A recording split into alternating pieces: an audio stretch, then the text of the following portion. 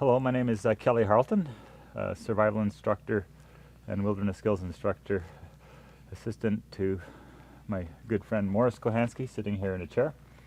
I'm very lucky to be here today and be under his tutorage. Today we're going to be talking about a shelter that I took of Morris's and I like to say bastardized it a little bit. I found with youth groups that the amount of energy and skill and materials required was sometimes out of the scope of their skill levels. So essentially I wanted to find a way that used the same components as a super shelter but was a little easier to set up. So that's basically what this is. So here I've got it weighs about 4 pounds. The particular dimensions of this, I can squeeze two people into it or one person quite comfortably. Through the course of this video, it's about minus 15 today, and this plastic is really crinkly. So you're going to hear some noise. I'll try and time my voice such that I'm not competing with the crinkly plastic. Your binding thing is inner tube elastics cut from bicycle inner tubes? Yes. Yeah. This is taught to me by actually Dave Holder. You can get credit for that. This is called the Janaka band in Australia. If you cut the tube crosswise, it's called a Ranger band. If you cut it in lengthwise strips, it's called the Janaka band. And it's actually a marvelous way to tie items together because you can actually just stretch the material, go 1 or 2 or 3 wraps or however much you have, and you can put a single loop tie or simply do an overhand. And that's it.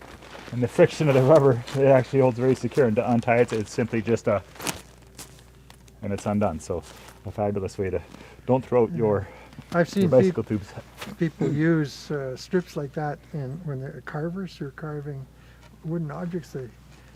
That idea back in one of the States, this guy, he used that a great deal for attaching the object to the workbench.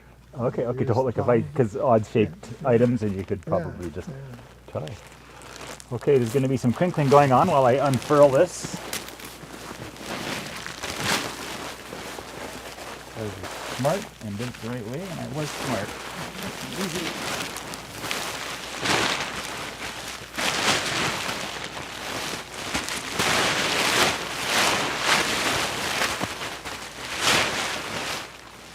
So here you can see I've got a ridgeline stretched to approximately shoulder level between 2 trees, or in fact in this case the trees didn't line up, so we've ran a line between 2 other trees in order to get our ridgeline parallel to our bed.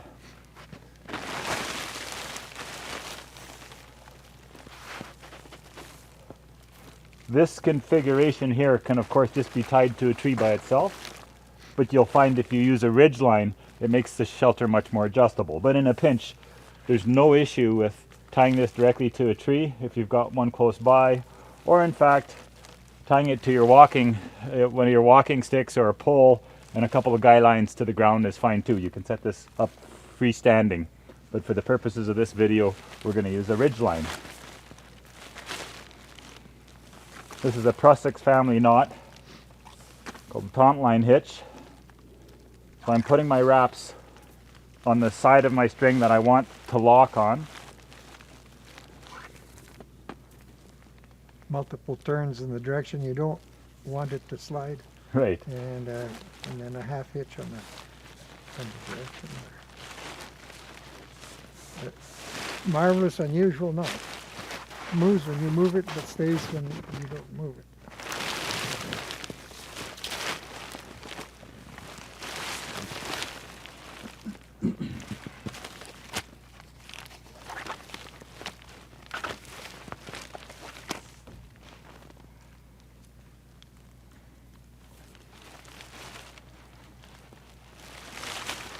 Due to the height of this bed, which we didn't talk about, due to the height of this bed and the height of my ridge pole, I'm actually going to tie this a little shorter to get a little more height.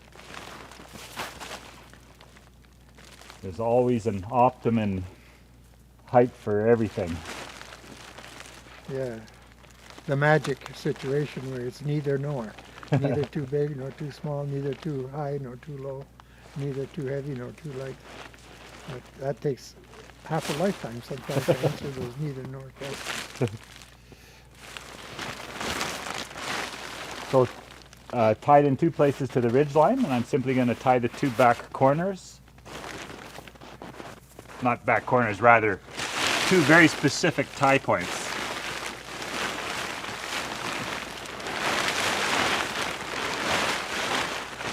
Well, we mentioned a bed, but there's a chair seat high bed built from the previous situation. Chair seat high has a lot going for it.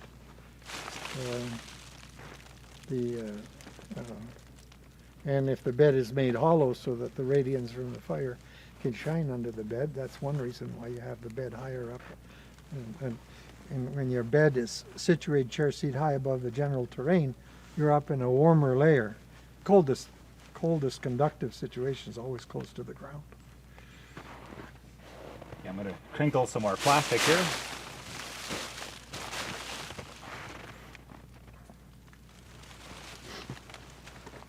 So the formally prepared arrangement of the plastic and the parachute and the mylar reflective material means you set up your shelter in a fraction of the time you would have been keeping these things separate. So these have been put together in a way that when you erect the shelter, all these components are already in place and prearranged. So when you have to fiddle-faddle with a lot of things, you find that there's some merit in setting things up in a comfortable, warmer situation, so when you're out here in the field, you don't spend too much time combining things because of being pre-combined beforehand. Okay, I'm going to make some crinkle noise here again.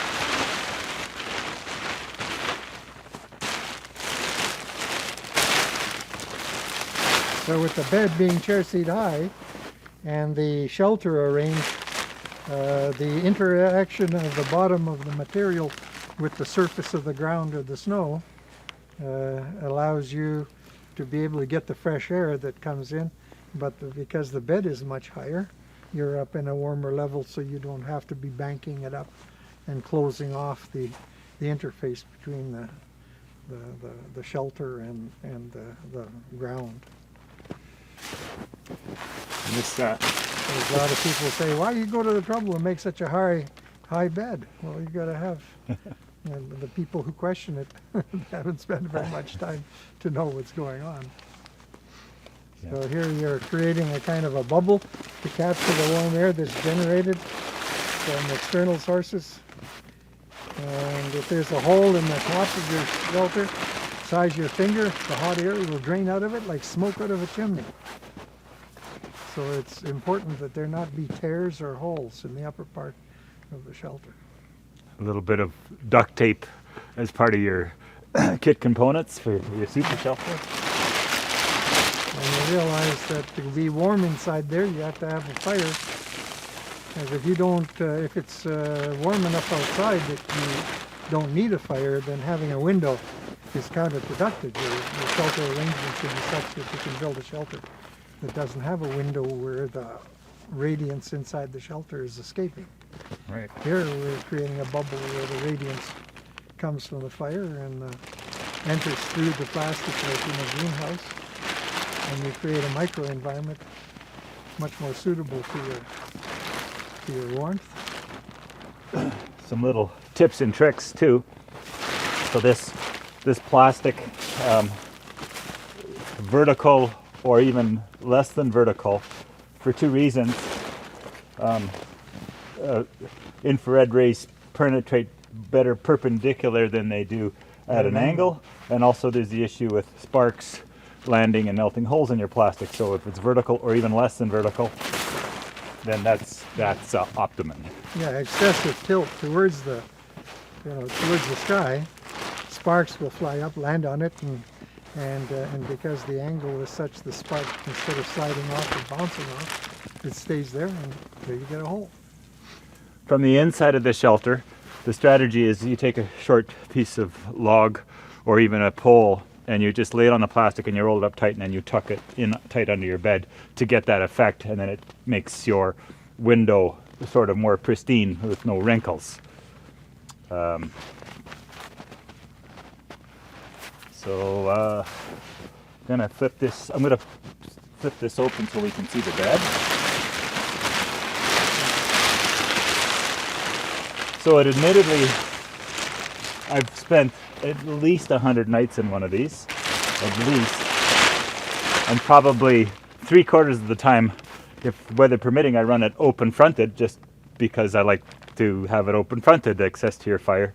But when you're in the shelter, and if it does start to rain, or if you do get cold, or if the bugs get bad, you can reach up with one hand and simply open your sleeping bag, pull your plastic down, and tuck it in. One issue is condensation and the generation of moisture. And the situation is that you can see that there might be snow on the boughs, or there might be sort of the situation where initially you build your fire much bigger than you might need it initially, and it tends to vaporize or melt the snow, change it to moisture. Shelter left open for a while, that it's not trapping that moisture, so you get around the hoarfrost and a few other things. The whole issue is that when you see the concept presented, you're not being very smart, waiting for emergency to put this up and make it work. No, you go out and you build it and you make it work. In the circumstances where if things get out of hand, you go home and warm up and whatever till you find out what the whole issue is about. So you can only go so far in seeing us do stuff for you, but after a certain point, you're not going to gain your skill in using whatever it is without doing it yourself. The reality of setting it up and how much trouble and the knots get learned and the effect, and you say, oh, I like this. What did I do wrong? You find out what's wrong, and the next time you do it, you don't do it wrong, and on and on. So you don't get everything perfect on the first try. So after numerous tries, you're ready for the survival episode. Some more plastic printing for a second.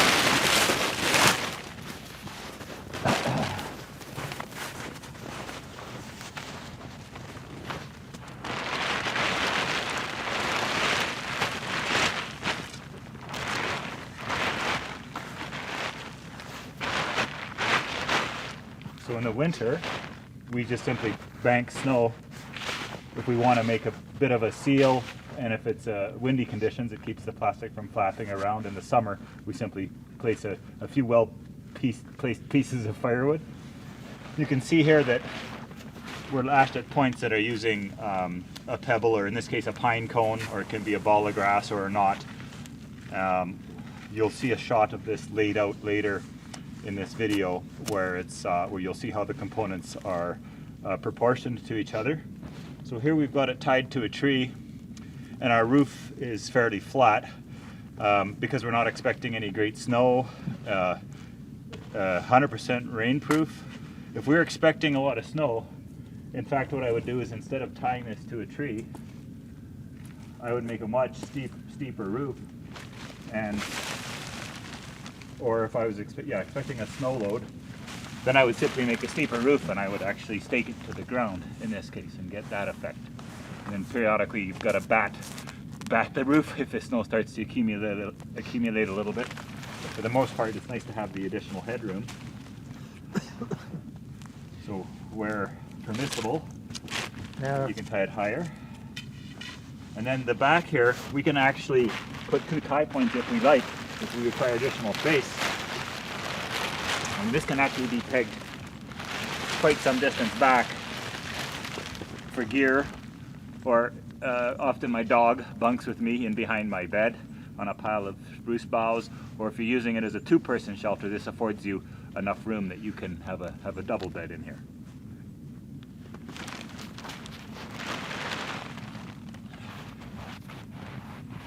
Yeah, the one issue is the condensation that sometimes occurs for a variety of reasons. Sometimes it's kind of hard to guess what is the cause of condensation, but you may have a lot of condensation in polyethylene and the mylar when frost forms on it and then it freezes and then melts and then drips. That might bother you.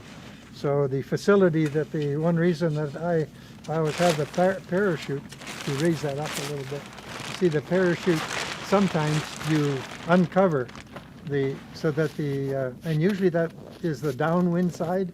If the wind is blowing from this end, you might get too much ventilation, you might say, through the fabric. That fabric, if you put it over your mouth, you might not even suffocate by breathing through the fabric. So the issue is that exposing more of the fabric refreshes the air inside the shelter and helps deal with the condensation.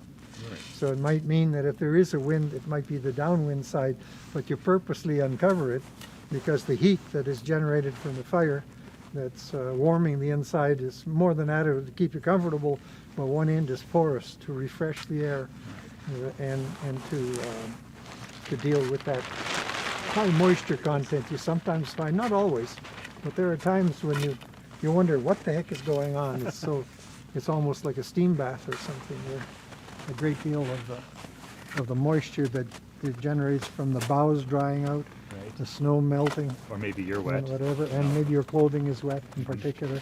Under some circumstances, you build a structure like this to dry your sleeping bag. We've done that quite often, in that I can build a very hot fire, and the temperature in there can be quite high, and if you open one end, the steam is just coming out of there. Well, you make an arrangement to put your sleeping bag or your clothing in there and get the fire woofing, and you'll dry everything out in a fraction of the time, trying to hold it in front of the fire, right, and so on. So on our canoeing trips, there were times when that's the way some people would accelerate the drying process for their sleeping bags, because they upturned their canoe and water got into their sleeping gear. Perfect.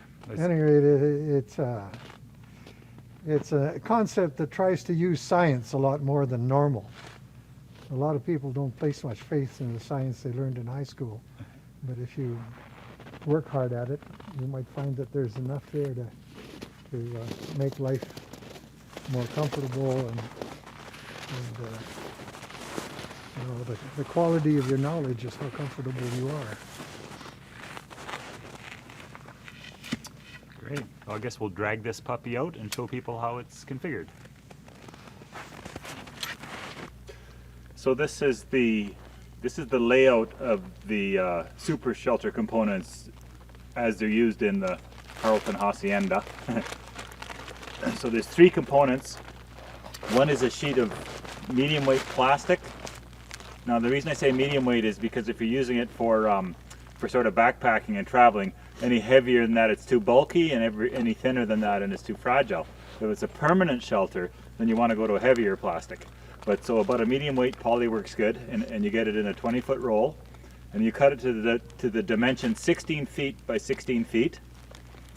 Then you take some permeable material, preferably some type of ripstop nylon, or if you have access to some parachute parts, that's Cadillac, and you cut the parachute to 16 by 10 feet. So it's the same dimension as the poly, less 6 feet, because this plastic here is going to become our window for the super shelter. So again, the plastic is 16 by 16, the parachute is 10 feet by 16, leaving us a 6-foot window. And then we use a piece of dollar store mylar, or an emergency blanket, I guess. I prefer the smaller pieces only because if you make the tie points at the four corners and everything's sort of centralized, it just works. There's nothing really to figure out. So ultimately what happens is we push a pine cone or a pebble or something into the corners and reach around the other side and tie it off and create these 4 tie points.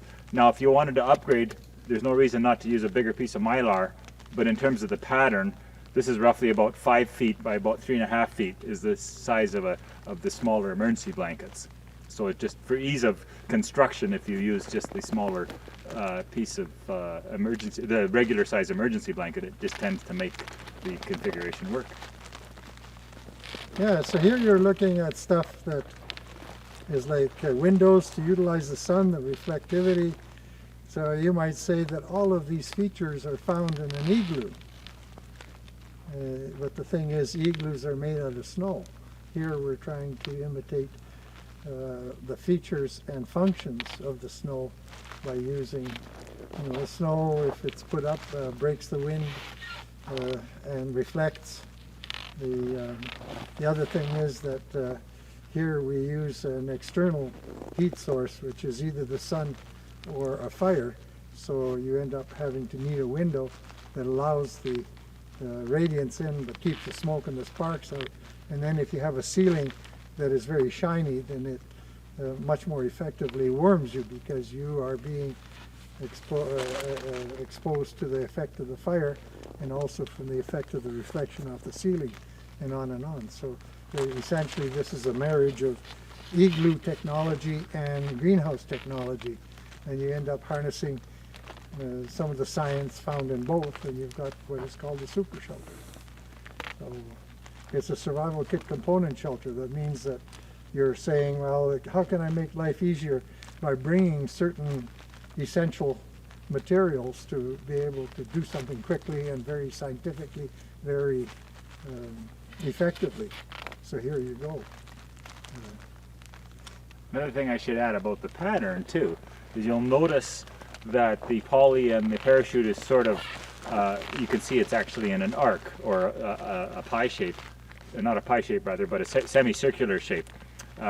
So what happens after you set your shelter up the first time, you'll notice that you have some extra material that's not required just by virtue of setting something up rectangular that's got sort of a round bottom.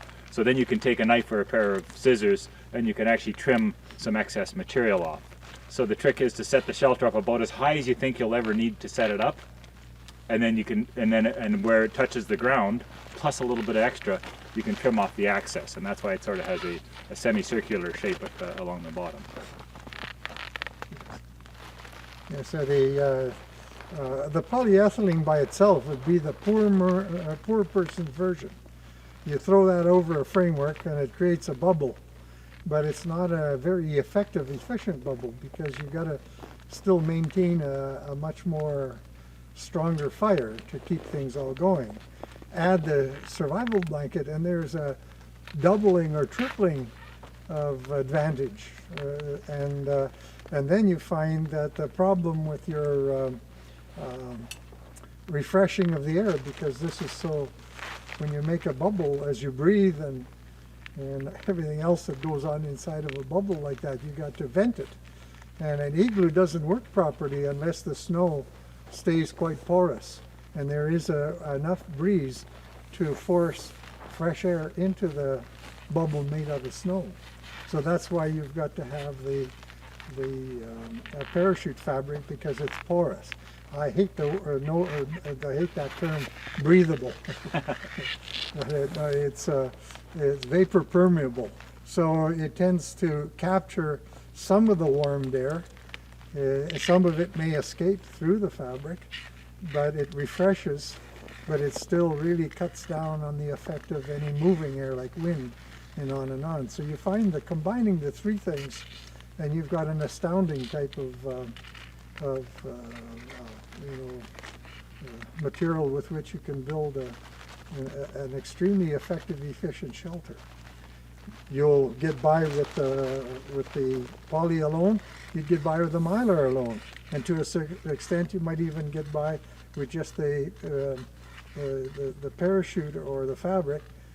But combine all three with each special property, and you have space age type of conceptualization. So you're optimizing. If you're in a rush, you grab a piece of polyethylene, and you'll find that makes such an immense difference. but add to it the Mylar and you find you've got 5 times more difference. And then you add the parachute and it solves a lot of other problems. So that's what that's all about, is the juggling of the act of trying to capture a bubble of warm air and trying to accommodate the source of warmth. I wish I knew what I was talking about. I wonder if the parachute too, I always think about that extra layer of dead airspace, a little bit of less conduction through the ceiling. A little bit of insulation. Well, the theory of insulation, it makes a difference, but it's not like, you know, if you want to go for super insulation, that's a different story again. On our walks in the summertime, we would carry nothing but parachute. And when you made a kind of a teepee out of the parachute, no matter how much it's raining and everything, with a good fire in front, the parachute was all you needed. Or if you take the polyethylene, obviously it's windproof and rainproof. But when you use, and our big problem was we could only get those small little blanket-sized pieces of that Mylar. If you got Mylar as big as the plastic here, you would find that you'd probably, under many circumstances, you would find that it by itself would function. But you need a window to let the radiance in. And if you covered your shelter completely with Mylar, the part facing the fire would be reflecting out the warming. So you want to incorporate a window. But you don't use the window when there's no fire. Right.